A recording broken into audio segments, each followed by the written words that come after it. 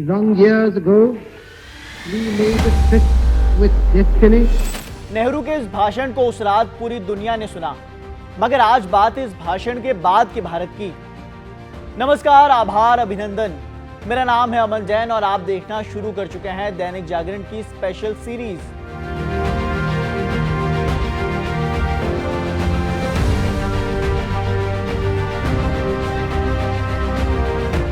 साल था 1947। अगस्त का महीना शुरू हो चुका था और उस रोज जुलाई को गुजरे 15 दिन बीत चुके थे। अपने कमरे में बैठे लॉर्ड माउंटबेटन आखिरी दस्तावेज पर हस्ताक्षर कर रहे थे।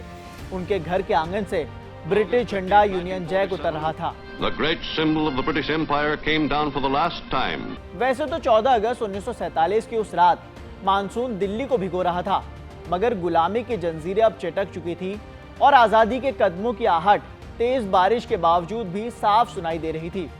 करीब 200 सालों की गुलामी के बाद 34 करोड़ भारतीयों ने उस रोज पहला स्वतंत्रता दिवस मनाया। मगर आजाद भारत के सामने अब एक और बड़ी चुनौती थी। वो चुनौती थी देश का संविधान बनाने की। चलिए थोड़ा और फ्लैशबैक में चलते हैं। वो साल था 1946, जब संविधान सभा की स्थापना हुई। उस साल संविधान सभा में 389 सदस्य थे। सभा की पहली बैठक 9 दिसंबर 1946 को हुई। उसी साल 11 दिसंबर को डॉक्टर राजेंद्र प्रसाद को स्थायी चेयरमैन चुना गया। मगर देश के विभाजन के बाद संविधान सभा में सदस्यों की गिनती घटकर 299 रह गई। तब संविधान सभा में 8 मुख्य समितियां थी और 15 दूसरी समितियां। Doctor Bhimrao Ambedkar drafting committee के चेयरमैन थे।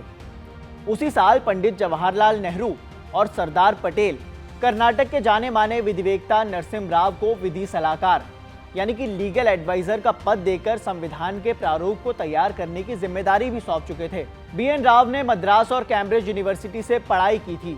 साल 1910 में वे भारतीय सिविल सेवा के लिए चुने गए। साल 1939 में उन्हें कलकत्ता हाईकोर्ट का न्यायाधीश बनाया गया। इन्हीं राव साहब को संविधान का मूल प्रारूप तैयार करने की जिम्मेदारी मिली। भारत सरकार के संविधान सलाहकार के नाते उन्होंने साल 1946 से 1948 तक अमेरिका, कनाडा, ब्रिटेन और दूसरे देशों की यात्रा की और तमाम देशों के संविधान का अध्ययन किया। इसके बाद उन्होंने 395 अनुच्छेद वाले संविधान का पहला प्रारूप तैयार करने के बाद संविधान की ड्राफ्टिंग कमेटी के अध्यक्ष डॉक्टर अंबेडकर को सौंप दिया। अब तारीख आती है 29 अगस्त साल 1947, जब ड्राफ्टिंग कमेटी की बैठक में कहा गया कि संविधान सलाहकार बीएन राव द्वारा तैयार किया गया प्रारूप को संविधान सभा में पारित करने के लिए प्रेषित किया जाए। और इस तरह 26 नवंबर 1949 की वो तारीख आती है जब भारत के संविधान को अपनाया गया और उसके ठीक 2 महीने बाद 26 जनवरी 1950 को इसे पूरे देश में लागू कर दिया गया। चलिए अब कुछ फैक्ट्स पर आते हैं। भारत के संविधान में 395 अनुच्छेद, 22 खंड और 8 अनुसूचियां हैं। हालांकि इस समय हमारे संविधान में 470 अनुच्छेद, 25 खंड और 12 अनुसूचियों के साथ साथ 5 परिशिष्ट भी हैं। इसके साथ ही भारत का संविधान दुनिया का सबसे लंबा संविधान है। संविधान में कुल 1,45,000 शब्द हैं। अंतिम रूप देने से पहले इसमें 2000 से ज्यादा संशोधन किए गए थे।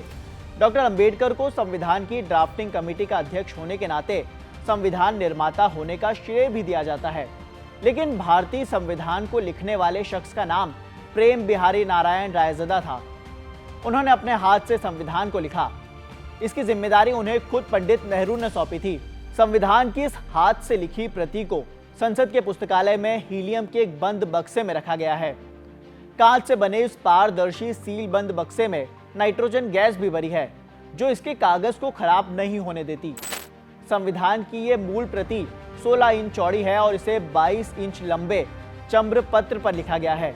इस पांडुलिपि में कुल 251 पन्ने हैं। एक और दिलचस्प कहानी है। कुछ इतिहासकार बताते हैं कि प्रेम बिहारी नारायण रायज़दा को इस संविधान को हाथ से लिखने में 6 महीने का समय लगा और कुल 432 निबें तक घिस गई। इसी संविधान की हिंदी कॉपी वसंत कृष्ण वैद्य ने लिखी है। हाथ से लिखे हुए संविधान पर 24 जनवरी 1950 को संविधान सभा के 284 सदस्यों ने हस्ताक्षर किए थे, जिसमें 15 महिलाएं शामिल थीं। और अगर आपको भी संविधान से जुड़े कुछ फैक्ट्स पता है तो हमें कमेंट बॉक्स में लिख के जरूर बताइएगा।